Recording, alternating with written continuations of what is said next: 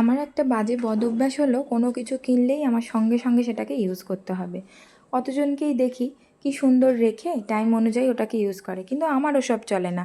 আমি কোনো ড্রেস কিনলাম মানে আমাকে সেটা পরে ফেলতে হবে, আর কোনো জিনিস কিনলাম মানে সেটাকে ইউজ করে ফেলতে হবে।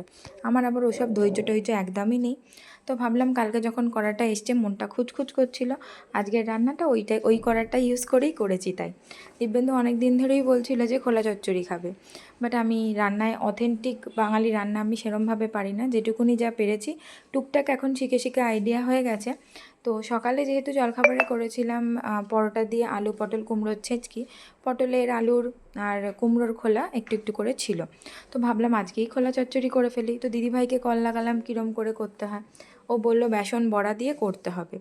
তো সেইভাবেই প্রথমে কালো জিরে আর শুকনো লঙ্কা তেলেতে ফোড়ন দিয়ে পেঁয়াজ ভেজে আর খোলা চচ্চড়ির খোলাগুলো আর একটু পটল আলু কুমড়ো ওর মধ্যে কেটে দিয়েছি, দিয়ে হলুদ নুন মিষ্টি, ব্যাস। খুব একটা মশলা এতে লাগে না, খেতে কিন্তু ভালোই হয়েছিল। আর তার সাথে আজকে আমার লাঞ্চে ছিল বাঁধাকপির তরকারি। কালকের তরকারিও না একটা থেকে গেছিলো, তো আজকে বেশি লাঞ্চে আমার হেডেক ছিল না। আর সেই কারণেই হাতের কাজও কম ছিল, অনেক সময় ছিল। তাই ভাবলাম যে এই কাপ স্ট্যান্ডটা কিচেনের একটা সাইড একটু পরিষ্কার করে নিই। যেহেতু একা হাতে সবটা সামলাই, সবসময় যদি একটু টুকটুক করে পরিষ্কার করে না রাখি তাহলে একসাথে অনেকটা কাজ হয়ে যায়। তো এবার আমার খোলা চচ্চড়িগুলো ভাজা হয়ে এসছে। দেন আমি ওর মধ্যে বেসনটার বড়াটা দিয়ে আর শুকনো শুকনো করে নামিয়ে নিলাম। আমার আজকের লাঞ্চ রেডি। দেখা হবে তোমাদের সাথে আবার কালকে।